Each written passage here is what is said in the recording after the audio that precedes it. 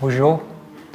Donc, avant de commencer, simplement partager avec vous tous que quand je suis en train de chanter avec vous tous, Yann m'a approché avec une parapluie que j'ai laissée dans sa voiture la semaine dernière. Et ça nous a manqué un peu à la maison, tu peux imaginer, avec cette semaine, le métier, tout ça.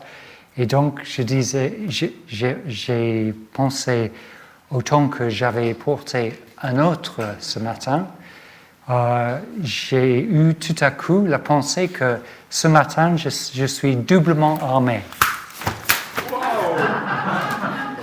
Et donc, j'espère qu'à travers la parole et des images ce matin, que nous expérimentons une double portion de sa grâce et son amour ensemble. Voilà, donc dans un premier temps, je voudrais lire du passage des Actes. C'est le chapitre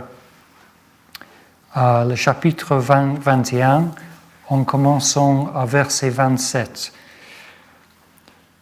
Vers la fin des 7 jours, des Juifs d'Asie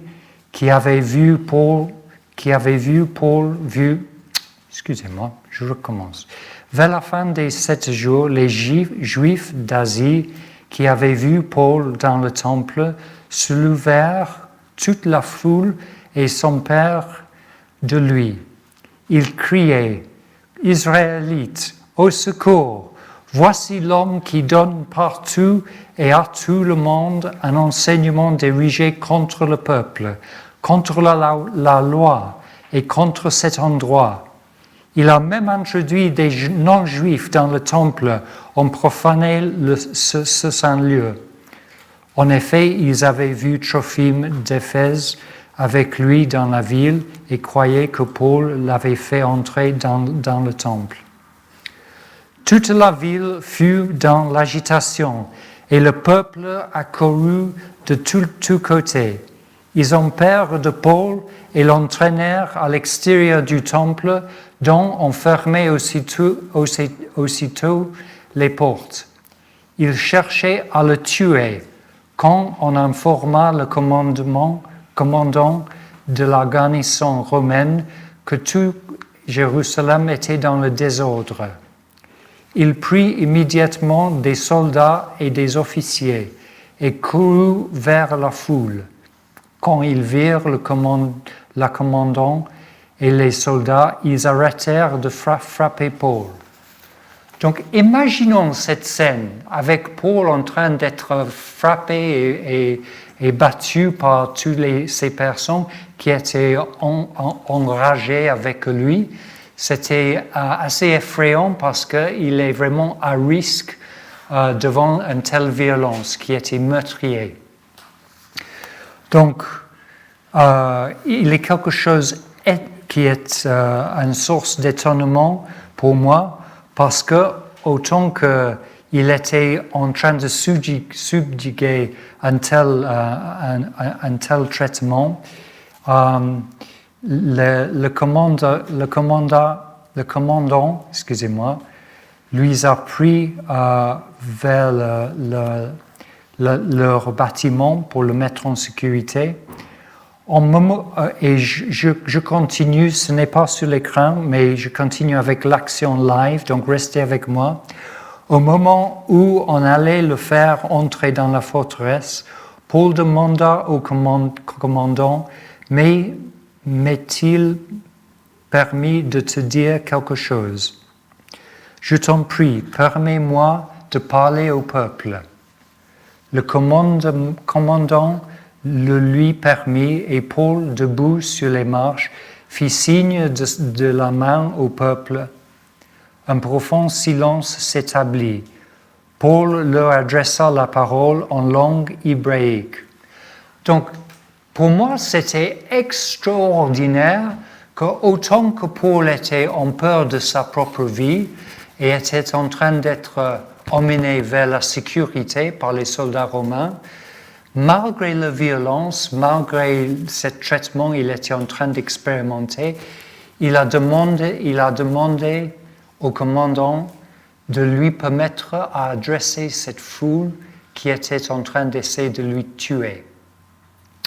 Et voici la preuve de l'amour que Paul porte pour ses frères et ses sœurs juifs. Et c'était vraiment étonnant. Et c'est quelque chose de... il y a quelque chose de vérité dans l'esprit de Saint Paul. Donc, nous pouvons entendre les paroles des Écritures en train de nous déclarer certaines choses. Et Paul aussi, il est un peu éloquent. Parfois, il parle jusqu'après minuit et les gens ont tombé de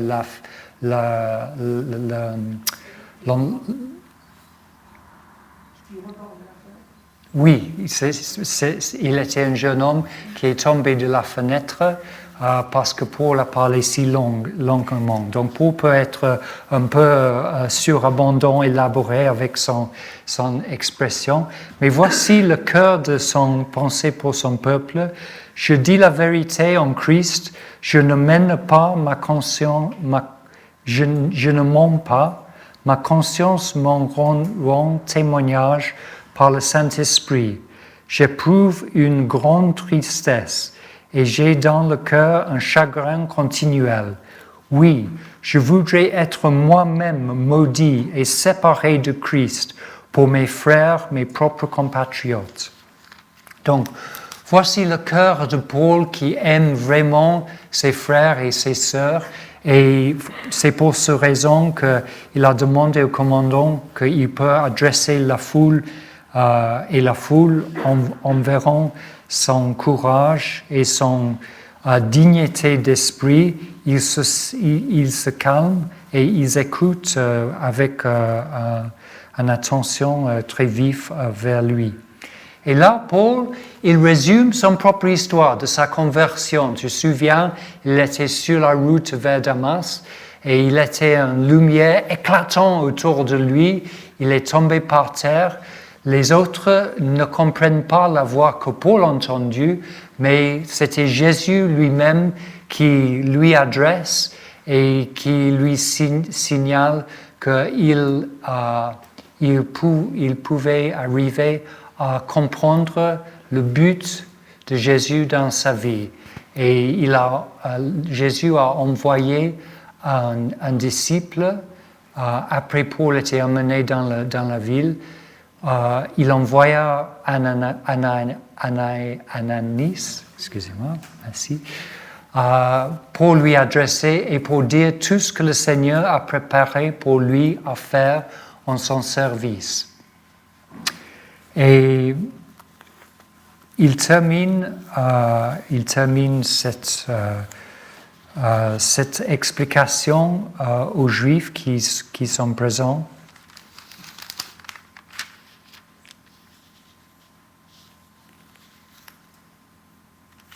Excusez-moi, je trouve le point exact.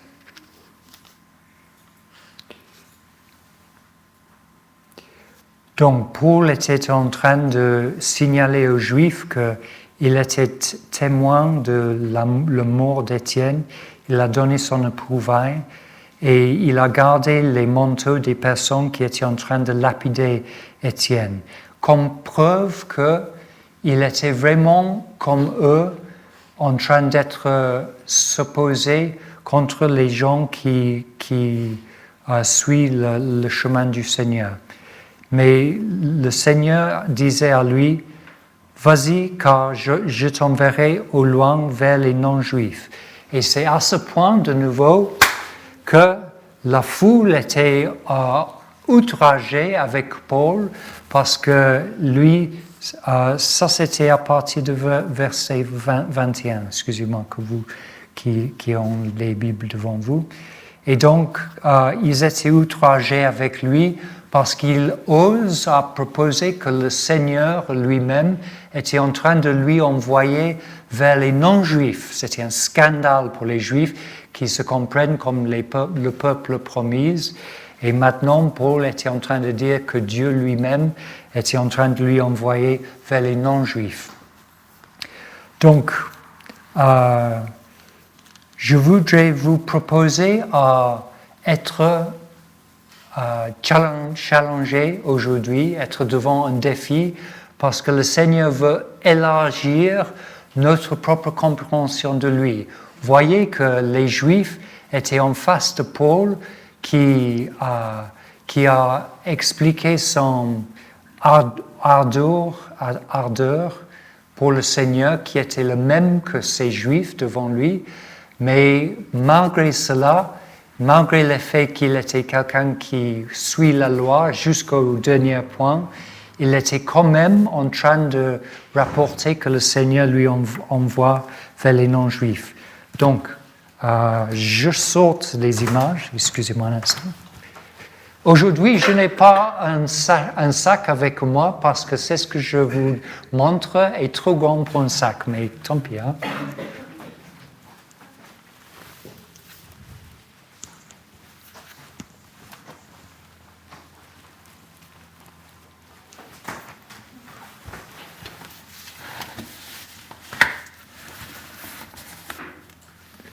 Donc, vous voyez l'optique en laquelle nous sommes ce matin.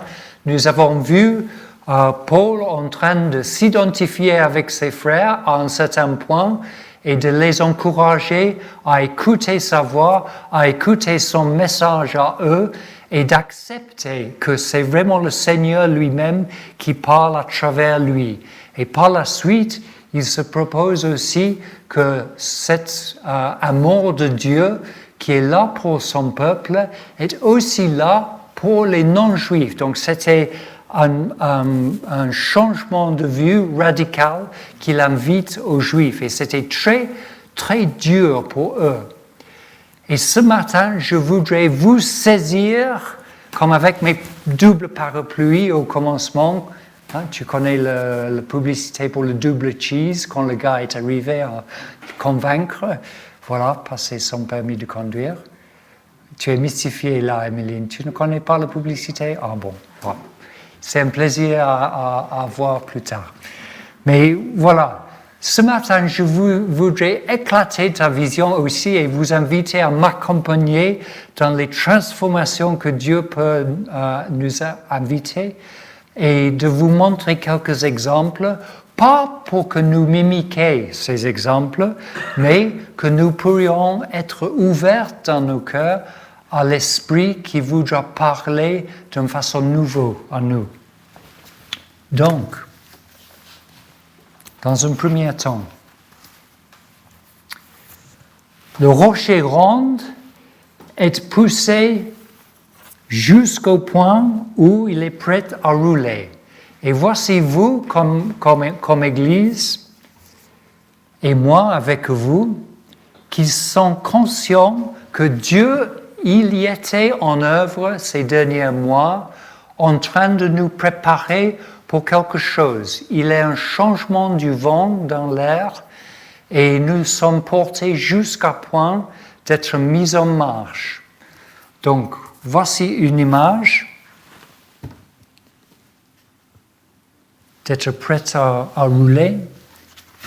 Et dans un deuxième temps, j'ai une autre image.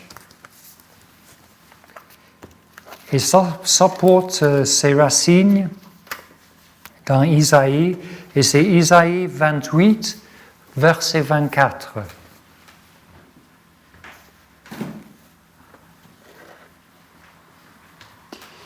Et voici ce qu'il dit Isaïe.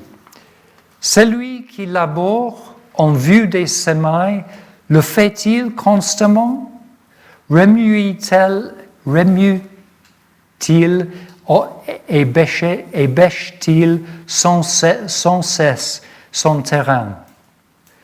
Après avoir aplani la surface du sol, n'y disperse-t-il pas de la nigelle et blé par rangée? L'orge a une place marquée et l'épeautre sur les bords. Son Dieu qui n'écrase pas la nigelle avec le traîneau et la roue du chariot ne passent pas sur le cumin, mais on bat le nigel avec un bâton et le cumin écrasé et le cumin avec une baguette. Par contre, on doit écraser le blé pour en faire du pain. On ne le bat pas indéfiniment. Donc Dieu était en train de préparer quelque chose et nous sommes conscients que le Seigneur a nous amenés jusqu'à un point où nous sommes prêts à rouler. Et dans la même façon, le prophète Isaïe est en train de dire, est-ce que le fermier était constamment en train de semer, mais non. Il arrive à un moment où le fermier laisse grandir le blé. Tu as le fiche pour l'accueil des gens au commencement du culte, Thierry, que nous avons démarré avec ce matin. Parce que le Seigneur attend cela. Il ne veut pas un terrain vierge sans cesse qui est rempli des grains, mais il veut qu'il y ait quelque chose qui pousse fort. Et donc, pour terminer cette partie, et selon fait passer la roue du chariot et les chevaux dessus, il n'est pas écrasé. Cela aussi vient de l'Éternel, le Maître de l'univers. Il distribue de merveilleux conseils et augmente les capacités de discernement. Et c'est ce que le Seigneur voudra faire en nous. Il voudra élargir, augmenter nos capacités de discernement. Et il est en train dans nos cœurs, en train de lui écouter, en train d'écouter l'Esprit, de distribuer de merveilleux conseils. Donc il y en a les choses, les images qu'il voudra disperser dans nos cœurs.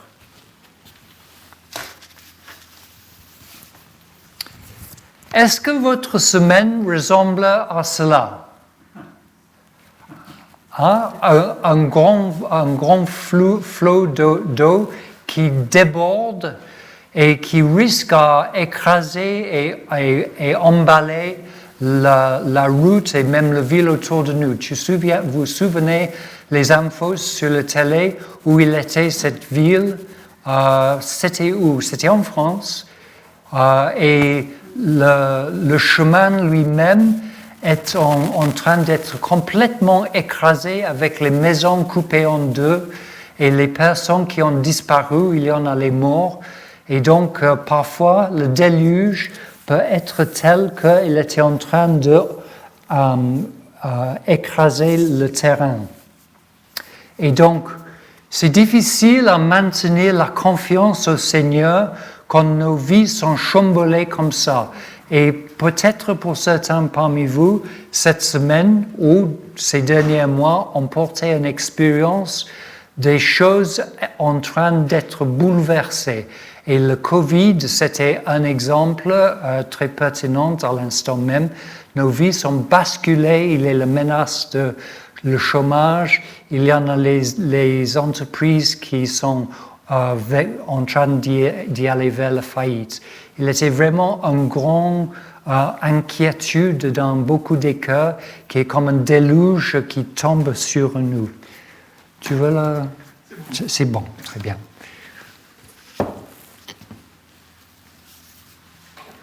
Ou est-ce que votre semaine était comme ça? Que tu étais ennuyé, que tu avais le sentiment d'être pas beaucoup mieux que être les uns en sommeil, que ta vie a aucun goût, il n'y a aucune saveur de ta vie. Tu es entraîné par le train-train. Et tu te demandes, qu'est-ce qu'il est le but de ma vie? Je sais que le Seigneur, il est là, il m'aime, mais quand je regarde ma vie, je regarde les décennies qui sont passées, je me demande, est-ce qu'il était vraiment une raison, une logique de ma vie? Et il était le 60e anniversaire de Suzy Herald, qui est amie de Yanni et Ian, qu'elle a fêté.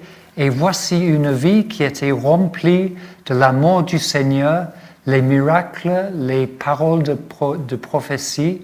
Et il n'y a un autre regard que cette dame a sur la vie, n'est-ce pas, Annie? Elle était quelqu'un rempli de l'amour du Seigneur. Elle surabonde avec l'enthousiasme pour le Seigneur. Elle est en contraste avec cette image du cœur qui se sombre. Donc voici les images. Et je voudrais vous inviter maintenant à ouvrir vos cœurs larges avec moi, à voir, voici le rocher qui est prêt. Mais ce rocher peut rester là infiniment. Le Seigneur nous a amenés à un point où nous sommes prêts à faire les merveilles pour lui, mais il y a un risque que la pierre restera statique, collé, immobile, mais ça ne sert à rien. Qu'est-ce que le Seigneur voudra? Il voudra bien sûr, excusez-moi pour vous qui êtes à Zoom, je me bougeais, c'est ce qu'il recherche, c'est ça. Il voudra voir la pierre en train de rouler vite sur la colline et pas seulement de rouler, mais d'attraper une vitesse qui augmente au fur et à mesure. L'Esprit Saint nous attend à lui laisser, à nous surabonder, que nous serons baptisés de nouveau en lui. Tu saches que le baptême dans l'Esprit Saint, ce n'est pas quelque chose qui passe une seule fois, mais Paul disait, continuez à être baptisés dans l'Esprit Saint. Donc voici l'invitation. Je peux couvrir ça? Ça va techniquement? Oui, ça va.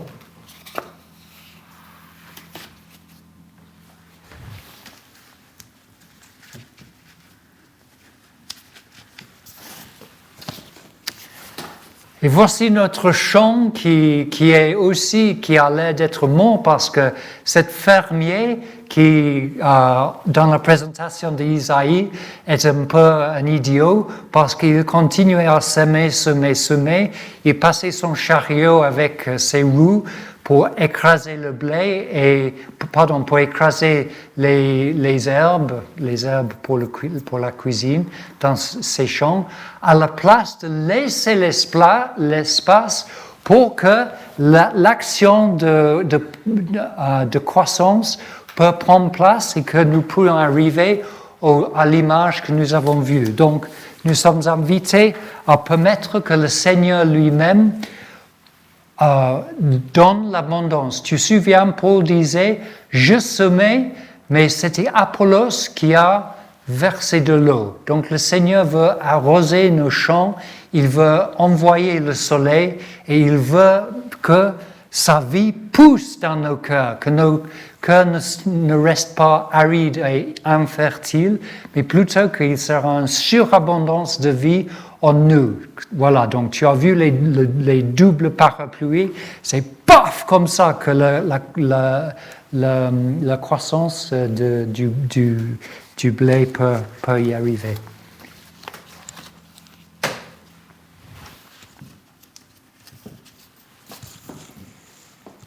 Et maintenant, je me ralentis parce que je voudrais vous inviter à laisser le Seigneur agiter par son esprit dans vos cœurs, mais c'était un mouvement dans vos cœurs qui est raciné dans la paix du Seigneur. Donc là, à la place de l'action vide, paf, tout ça, il voulait nous montrer quelque chose de lui-même, de son amour. Donc, voici le déluge qui peut nous emballer parfois. Et voici que le Seigneur voudra nous offrir à sa place. C'est une image biblique, bien sûr. Et là, nous verrons que son peuple, qui est symboliquement, même aujourd'hui, dans l'archer, dans son arc, Arche. Archer? Arche. Merci. Voici son peuple qui est dans son arche, qui sont en sécurité. Parce que quand le Seigneur donne l'ordre avec son autorité, tous les mauvais esprits qui nous harcèlent dans nos vies, qui nous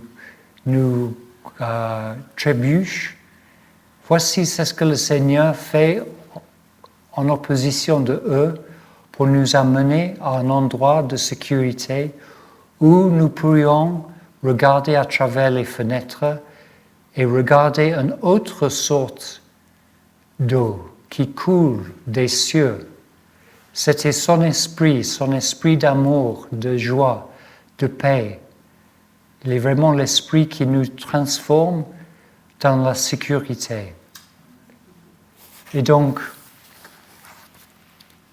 il est le signe de promesse au-dessus de nous ce matin, son amour, comme dans le livre de Genèse, où Dieu a placé dans les cieux un arc-en-ciel comme signe de promesse que jamais il détruira les peuples sur la terre de nouveau. Et c'était aussi un signe pour son peuple, un signe d'espérance qu'il ne tourne pas dans un esprit de vengeance contre eux, malgré le péché, mais il restera fidèle.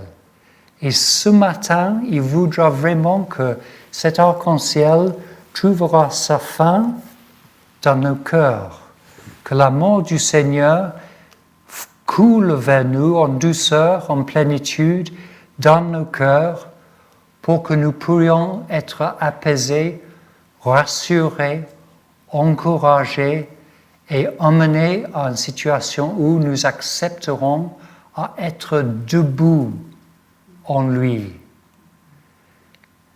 être digne de son grand amour à travers sa main étendue vers nous, en train de nous inviter à accepter son invitation de marcher dans l'eau de son amour, l'eau de l'Esprit Saint.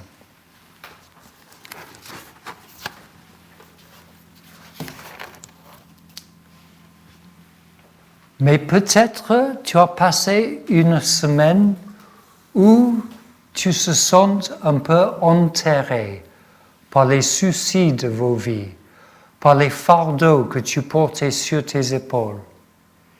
Il y en a peut-être les relations que tu as expérimentées pendant les années qui étaient pénibles, dures, difficiles à vivre. Il y en a peut-être les boulots que tu fais qui étaient gênants à ce période en temps. Peut-être il y en a des difficultés financières qui pesent sur vous. Ou peut-être il y en a les personnes qui sont proches de vos cœurs, qui entraînent les difficultés et ça te fait peiner dans vos propres cœurs. Le Seigneur, il voudra vous encourager à prier avec confiance. Si, comme ces images que nous avons regardées, vous accepterez du Seigneur à être transformé et encouragé par lui, peut-être tu pourras accepter l'ensoufflement de l'Esprit dans vos cœurs pour changer radicalement la situation. Parce que comme nous prions Abba, Père. Et il est un Père aimant qui voudra rassembler ses enfants autour de lui et les bénir. Il voudra transformer les situations de nos vies. Il veut transformer la situation des vies de ceux qui sont proches de nous, qui peinent à l'instant avec des difficultés. Et donc, nous devons avoir confiance et former une prière comme une page d'un journal.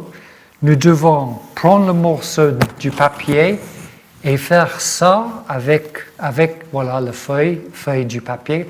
Et nous devons écraser la papier dans une boule et jeter-le dans le feu et demander au Seigneur à souffler. Et quand il souffle, le feu s'enflammera, bien sûr, et les situations seront transformées. Parce que, écoute-moi, nous ne sommes pas une église qui est bloquée comme un rocher qui reste debout, statique, sans être en train d'accepter l'invitation du Seigneur à rouler pour lui. Et donc, nous pourrions laisser le Seigneur agir dans nos cœurs comme un feu qui est endormi et laisser les flammes du Seigneur brûler ses difficultés. Et nous devons tourner vers le Seigneur et dire, Seigneur, j'ai de la foi, mais donne-moi plus de foi. Nous devons devenir un peuple qui croit aux miracles pour que le Seigneur puisse nous bénir avec les miracles. Parce que lui, il est capable, mais il attend que nous lui demandions à faire. Et parfois, en face de nos propres difficultés ou les difficultés dans les vies ou les cœurs des personnes que nous aimons, nous ne pensions même pas au Seigneur. Nous sommes si proches des difficultés que nous sommes un peu ligotés. Et le Seigneur voudra brûler nos liens pour que nous serons libérés à répondre à lui.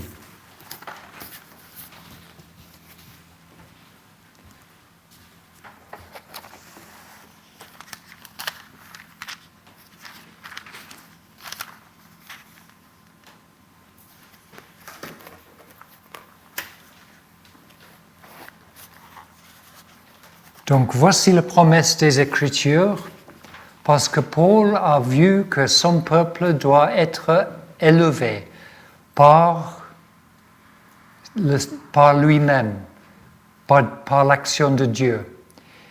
Et le Seigneur veut que nous serons un peuple transformé, que nous pourrons avoir un impact sur la population autour de nous, que nous serons un peuple avec les vies transformées. Parfois, ça sera à travers les miracles, les guérisons, les transformations des situations inattendues, mais parfois, c'est simplement le fait de nos visages en train d'être rayonnés, en train de rayonner pour lui, parce que son amour et son puissance transformateur est en œuvre dans nos cœurs. Et nos collègues au travail, nos amis et nos voisins autour de nous peuvent voir si nous vivons les vies transformées. Ils peuvent voir que nous sommes les peuples qui rencontrent un Dieu vivant et pas un Dieu qui dort. Et donc, dans un dernier temps, bien sûr, Paul voudra pas seulement que tous les non-juifs seront convertis par l'action du Seigneur directe, et à travers son peuple, mais que finalement, son propre peuple, les Juifs, seront convertis par jalousie c'est ce que Dieu lui-même œuvre dans les vies de non-croyants, des non-juifs, en train de les transformer. Et nous avons besoin d'entendre l'appel du Seigneur d'être un peuple transformé. Écoute l'Écriture. Paul est en train de dire en Romains, chapitre 11 et verset 11. Donc, Romains 11, 11. Il demande donc, serait-ce pour tomber que les Israélites sont trébuchés? Certainement pas. Mais grâce à leur faux pas, les non-juifs ont eu accès au salut, afin de provoquer leur jalousie. Or, si leur faux pas a fait la richesse du monde et leur déchéance la richesse des non-juifs, Cela sera d'autant plus le cas avec le complet rétablissement.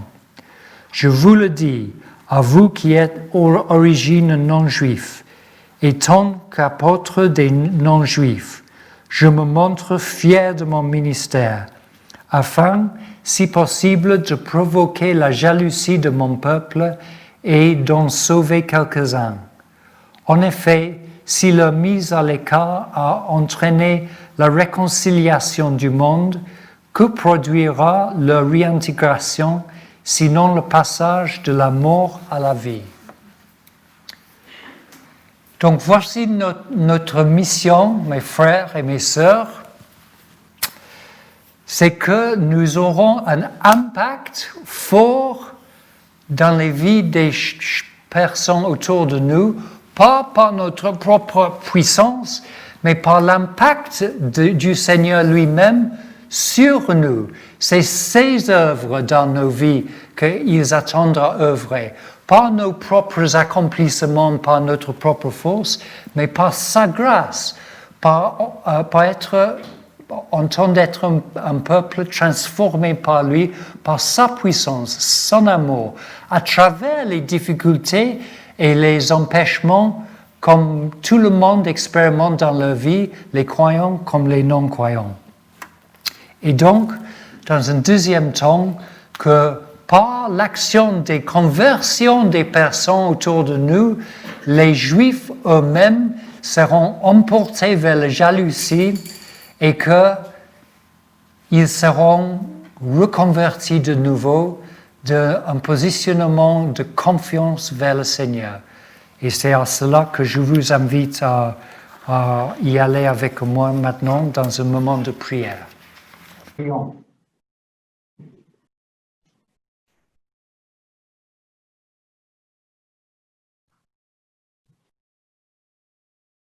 Seigneur Jésus, tu nous invites à d'entendre ta voix dans nos cœurs. Il est le moment maintenant, Seigneur, où ces os desséchés sont appelés à se lever, être debout. C'est le moment, Seigneur, que tu attends à nous donner les muscles et les articulations entre nos os comme peuple de Dieu pour que nous puissions marcher pour toi, Seigneur. Que nous pourrions être unis dans ta puissance, Seigneur, par ton amour. Que nous pourrions être un peuple digne de toi, Seigneur. Et que tu achèveras cela, Seigneur, par ta puissance dans nos cœurs, par ta puissance dans nos esprits, Seigneur, par ta puissance dans nos corps. Et en nous, Seigneur, qui, quand nous se réunissent en toi, Seigneur, est le corps du Christ vivant, ressuscité, transformé par l'Esprit Saint lui-même. Seigneur, je prie pour moi-même, ainsi pour mes frères et mes sœurs autour de moi ce matin, que tu viennes vers nous dans les moments de calme, ainsi que dans les moments de difficulté et de défis, pour nous appeler par nos propres noms, que nous pourrions être debout pour toi dans la tempête, Seigneur, en train de marcher sur les eaux du tempête vers toi, Seigneur. Et même, Seigneur, comme nous sommes rebobinés par les peurs, d'expérimenter ta bras fort en train d'être éteindre vers nous, Seigneur, pour nous amener sur le barque, Seigneur. Que nous pourrions trouver notre confiance en toi et que nous pourrions arriver même dans l'échec et tu es prêt à nous sauver et nous redémarrer dans ton service, Seigneur, à ta gloire. Donc merci, Seigneur, et nous prions ce matin pour une rencontre dans le Sainte Seine de toi-même, que nous pourrions réagir d'être ton peuple, que nous pourrions recevoir une double portion de ton amour, une double portion de ta joie, Seigneur. une double portion de ta paix. Merci Seigneur. Amen.